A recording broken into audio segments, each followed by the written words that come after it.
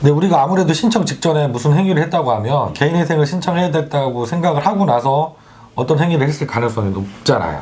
그래서 법원에서는 시점이 신청 직전에 이루어진 행위들이 있다고 하면 그걸 좀 더 꼼꼼하게 따지게 되는 거죠.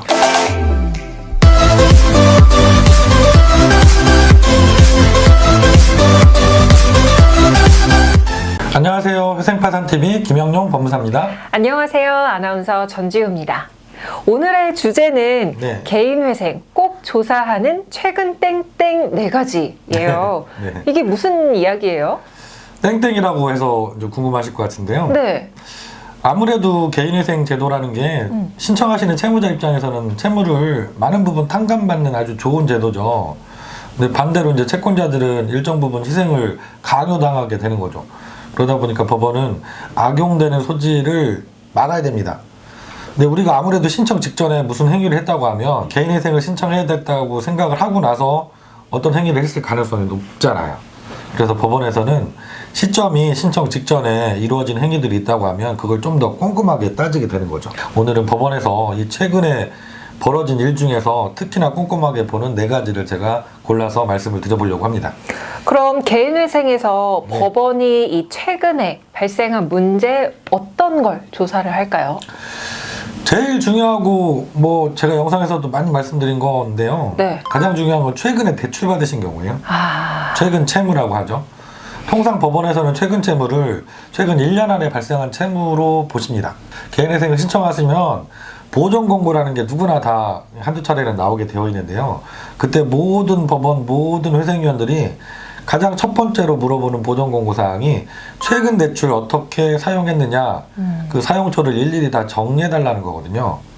그래서 내가 최근에 대출 받은 돈을 엉뚱한 데 쓴 것이 있다고 하면 그걸 다 청산가치에 반영해서 변제금을 그보다 높게 내라고 보전 공고를 다 하고 계십니다. 네. 그 이유가 악용 소지가 있다고 생각을 하시는 거죠. 맞아요. 의도적으로 하게 되면 그 빚을 다 탕감해 줄 수는 없잖아요. 그렇죠. 예. 그래서 법원에서 이제 그러면은 최근 대출 다 문제가 되느냐 생각하실 수도 있는데 그렇지는 않아요. 왜냐하면 최근에 대출 받은 돈을 어디에 썼는지를 법원에서 따지시잖아요. 그 따지는 이유가 문제가 되는 사용처인지 아닌지를 구별하시기 위해서예요. 네. 그래서 내가 기존의 대출을 돌려막기 위해서 최근 대출을 받았다. 그래서 다 상환을 다른 대출을 상환했다. 이거 문제가 안 되겠죠.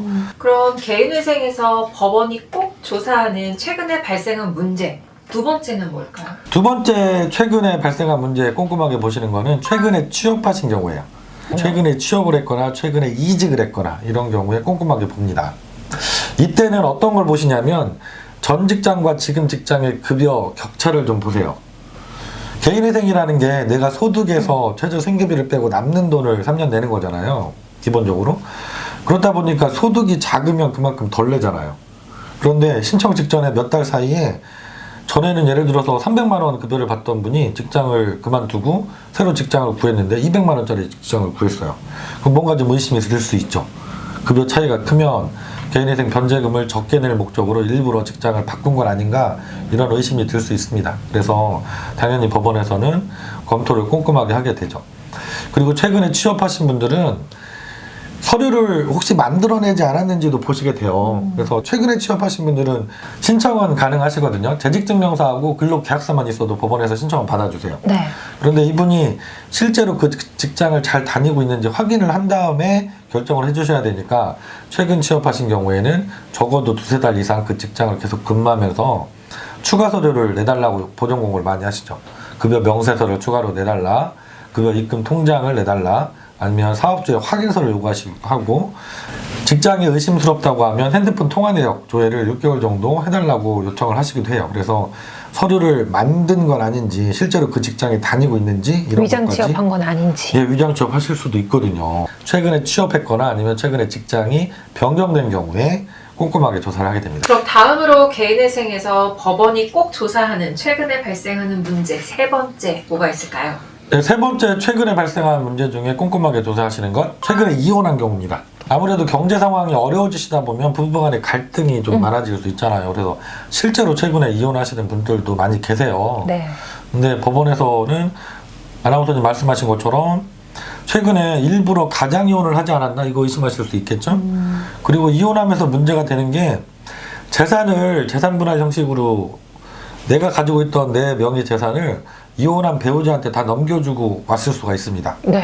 그러면 이게 다 문제가 되기 때문에 최근에 이혼하신 분들은 전 배우자 관련 서류까지도 꼼꼼하게 요구하실 수가 있어요. 그러면 아무래도 이 서류를 준비하시는 게 어려우신 분들이 있어요. 나는 실제로 사이가 안 좋아져서 이혼했는데 법원에서 의심을 하시고 전 배우자 서류까지 요구하시면 전 배우자한테 그 서류를 요청해야 되잖아요. 근데 받기 어려운 경우들이 생길 수 있거든요. 그래서 최근에 이혼하신 분들은 특히 재산 분할을 해서 넘겨주신 사항이 있는 분들은 법원에서 꼼꼼하게 체크하고 서류를 요구할 수 있다. 이것도 기억하고 계셔야 됩니다. 그럼 개인회생에서 법원이 꼭 조사하는 최근 발생한 문제 마지막 또 뭐가 있을까요? 최근에 재산을 처분하신 경우입니다. 내가 가지고 있던 뭐 부동산일 수도 있고 자동차일 수도 있고 이런 재산들을 최근에 내가 팔아서 넘겼다.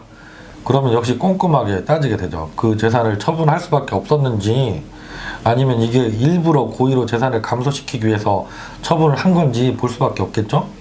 그래서 결과적으로는 처분된 그 재산 남은 돈을 어디에 사용했는지 꼼꼼하게 보시게 됩니다. 그래서 최근에 내가 부동산을 처분했거나 자동차를 처분했다고 하면 그 부분에 대한 보전 공고는 꼼꼼하게 나온다. 그래서 처분하고 남은 돈 사용 쪽까지 일일이 다 정리해달라, 소명 자료를 내달라라고 보전 공고에서 반드시 나오게 되세요. 이번 영상도 여러분께 도움이 되셨으면 좋겠고요. 다음 시간에도 좋은 영상 준비해서 다시 찾아뵙도록 하겠습니다. 감사합니다. 고맙습니다.